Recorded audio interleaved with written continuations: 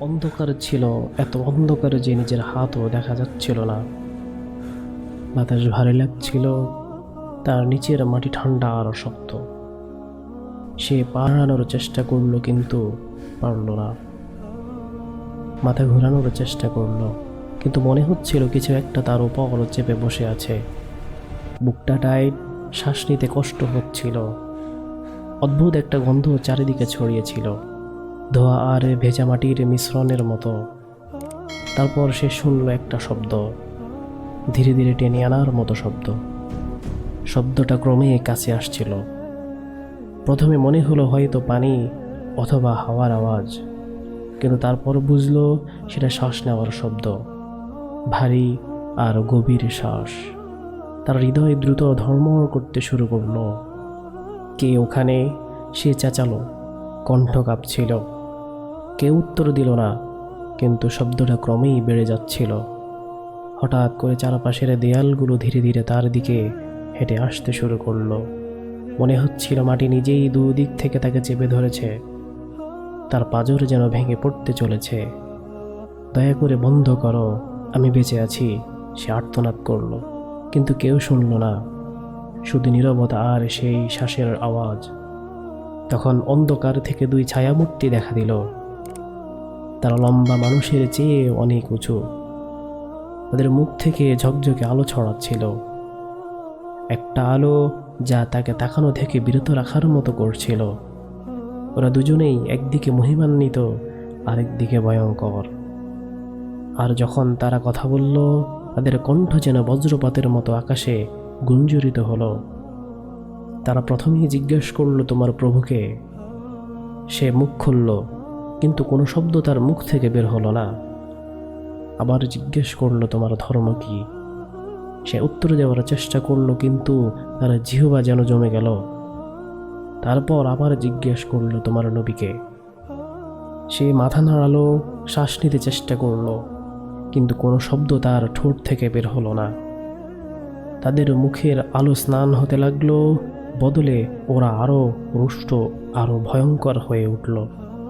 তারা বলল, তুমি প্রার্থনা ছাড়া বেঁচেছিলে, তুমি আল্লাহকে স্মরণ না করেই বেঁচেছিলে। তুমি কি বেঁচেছিলে এই দিনের জন্য? সে প্রস্তুতি নিচ্ছিল কথা বলার, তার আগেই তার পায়ের নিচের মাটি ফেটে গেল। অন্ধকার থেকে কিছু উঠে আসতে লাগলো। সেটা ছিল একটা বিশাল সাপ। তার শরীরের আঁশ কালো, চোখগুলো আগুনের মতো লাল হয়ে জ্বলছিল। মুখ খুলে সে বড় বড় বাঁকা দাঁত দেখাতে লাগলো।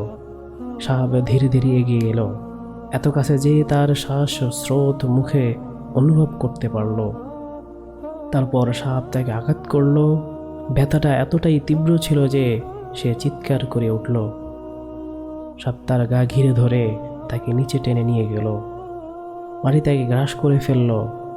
আর হঠাৎ করেই সে একটা আগুন, সাপ আর ভয়ঙ্কর প্রাণী ঘেরা করতে পড়ে গেল। হে আল্লাহ, আমাকে ফিরে পাঠাও, আমি বদলে যাব, আমি ভালো কাজ করব, সে কান্নাকাটি করে বলল। কিন্তু আগুনের জ্বালা আরো বেড়ে গেল। তারপর হঠাৎ সব কিছু নিস্তব্ধ হয়ে গেল। সে চোখ খুলল, নিজের বিছানায় পড়েছিল। ঘাম তার মুখ ঢাকা দিয়েছিল। তার হৃদয় এতটা জোরে ধুকধুক করছিল যে গলার ভিতর থেকেও অনুভব হচ্ছিল। তার পরিবার ঘরে ছিল এবং তাকে জিজ্ঞেস করলো সব ঠিক আছে কিনা। সে চারপাশে তাকালো, জানালার ফাঁকে রোদ পড়ছিল। তারপর সে বুঝতে পারলো এটা শুধু একটা স্বপ্ন ছিল, কিন্তু মনে হচ্ছিল শুধু স্বপ্ন নয়, বাস্তব। সে চুপচাপ বসে ভাবছিল যা দেখেছে তা নিয়ে। সংকুচিত কবর, ফেরেশতা, সাপ, আগুন, সবকিছু। সে জানতো কেন এটা দেখেছে, কারণ সে এমনভাবে জীবনযাপন করছিল যা আল্লাহকে রাগানোর মতো। সে নামাজ পড়তো না, কোরআনকে অবহেলা করত, বাবা মায়ের সাথে ভালো ব্যবহার করত না, কঠোর ভাষায় কথাবার্তা বলতো। দিনগুলো অপচয় করত অকারণে, পাপে ভরিয়ে। সেই রাতে যখন বাড়ি শান্ত ছিল, সে কেঁদে ফেলল। বহু বছর পর প্রথমবার আল্লাহর কাছে হাত তুলে বলল, ইয়া আল্লাহ, আমাকে ক্ষমা করো। আমি এমনভাবে শেষ হতে চাই না, আমাকে সঠিক পথ দেখাও। পরদিন সকালে মসজিদে গেল, দাঁড়িয়ে নামাজ পড়ল, আর চোখের জল আবার পড়ল। সে এমনভাবে দোয়া করছিল যেন আর কখনো সুযোগ পাবে না। সে তার বাবা মায়ের কাছে ক্ষমা চাইল এবং তাদের কথা শোনার প্রতিশ্রুতি দিল। দরিদ্রদের খাবার দিল, প্রতিদিনের নামাজ নিয়ম মতো পড়া শুরু করল। অনেক বছর পর প্রথমবার তার হৃদয়ে শান্তি অনুভব হলো। সপ্তাহ কেটে গেল। একদিন শুক্রবার ফজরের আগেই সে সাবধানে ওযু করল। ঠান্ডা পানি তার ত্বকে ছুঁয়ে একদম তাজা লাগছিল। সে নিজের ঘরের মাদুরে দাঁড়ালো, নামাজ পড়া শুরু করল। সূরা ফাতিহা পাঠ করার সময় তার কণ্ঠ কাঁপছিল, প্রতিটি শব্দ তার হৃদয় থেকে বের হচ্ছিল। তারপর সে সিজদায় গেল, সেখানেও মাথা গুজে রইল। মাটিতে সিজদায় অবস্থায় গিয়ে ফিসফিস করে বলছিল, ইয়া আল্লাহ, আমি তোমার, আমাকে ক্ষমা করো, আমাকে পথ দেখাও। যখন তোমার আমার উপর সন্তুষ্টি হবে তখন আমাকে নিয়ে যাও। কয়েক মিনিট কেটে গেল, তার ঠোঁট আর নড়ল না, শরীর ঠান্ডা হয়ে গেল। যখন তার পরিবারের লোকজন ঘরে ঢুকল, তারা তাকে সিজদায় স্থির অবস্থায় দেখতে পেল, কিন্তু তার আত্মা তখন এই পৃথিবী ছেড়ে চলে গেছে। সে আল্লাহর কাছে ফিরে গেছে এমন অবস্থায় যা কোনো বিশ্বাসীর জন্য সবচেয়ে উত্তম, প্রার্থনার সিজদায়। তারা জানাজা সেই দিনই অনুষ্ঠিত হয়। মসজিদের লোকেরা কাঁদল, তারা তাকে ভালোবাসা আর বহু দোয়া দিয়ে দাফন করল। মাটির স্তর তার উপর পড়তেই উপরের দুনিয়া ধীরে ধীরে অন্ধকার হয়ে গেল। এবার এটা স্বপ্ন ছিল না, তবে কবরটা ছিল বাস্তব।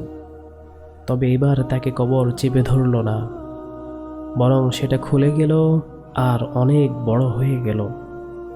ঠান্ডা বাতাস চারিদিকে ঘিরে ফেলল। দুজন ফেরেশতা এলো, কিন্তু এবার তাদের মুখে উজ্জ্বল আলো আর উষ্ণতা ছিল। তারা হেসে জিজ্ঞেস করল, তোমার পালনকর্তাকে? সে উত্তরে বলল, আল্লাহ রাব্বুল আলামিন। সে কোনো দ্বিধা ছাড়াই বলে ফেলল। তারপর তারা জিজ্ঞেস করলো, তোমার ধর্ম কি? সে বলল, ইসলাম। তারপরের প্রশ্ন তারা জিজ্ঞেস করলো, তোমার নবীকে? সে উত্তরে বলল, হযরত মুহাম্মদ সাল্লাল্লাহু আলাইহি ওয়াসাল্লাম। ফেরেশতারা বলল, শান্তিতে বিশ্রাম করো, তোমার পালনকর্তা তোমাকে ভালোবাসেন, তিনি তোমাকে সাবধান করেছিলেন, আর তুমি তার কাছে ফিরে এসেছো। হঠাৎ করে কবরে আলো ছড়িয়ে পড়ল। সে জান্নাতের বাগানের মধ্যে এক বাগানে ঢুকল। বাতাস মিষ্টি ছিল আর পাখির ডাক শোনা যাচ্ছিল। সে চোখ বন্ধ করে হাসল, জানত আল্লাহ তাআলা তার প্রতি দয়া দেখিয়েছেন। প্রিয় ভাই ও বোনেরা, আল্লাহর সতর্কবার্তা একটা উপহার। সেটা স্বপ্নে আসতে পারে, কোনো কষ্টে, বা এমন মুহূর্তে যা তোমার হৃদয়কে নাড়া দেয়। সেটাকে অবহেলা করো না। অনেক দেরি হওয়ার আগে পরিবর্তন করো, দোয়া করো, ক্ষমা চাও, আর তোমার জীবন ভালো কাজ দিয়ে ভরিয়ে তোলো। আল্লাহ আমাদের কবরের যন্ত্রণা থেকে রক্ষা করুন, আমাদের গুনাহ মাফ করুন, আর আমাদের নবী হযরত মুহাম্মদ সাল্লাল্লাহু আলাইহি সাল্লামের সাথে জান্নাতে মিলিত করুন। আমিন।